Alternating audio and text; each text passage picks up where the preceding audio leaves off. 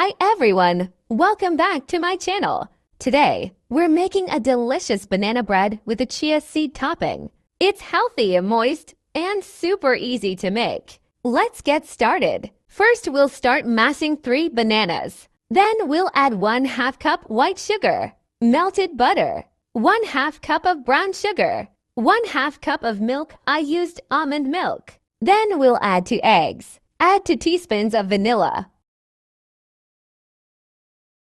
1 teaspoon of baking powder, and lots of cinnamon. Add 1½ cup of flour. Then mix.